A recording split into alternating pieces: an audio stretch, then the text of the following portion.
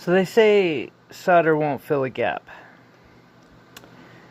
And there is some truth to this, so I'm going to show you how to do that real quick. Of course, this is me, so go figure the solution is wire. To start with, I've threaded the wire through that little gap and hole. Then I do it again. Since I can't solder or thread it through again, I'm wrapping it up around top where that crack was.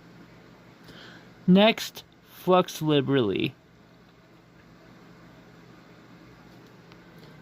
You can apply solder before. Always make sure to have some during the process. And fire.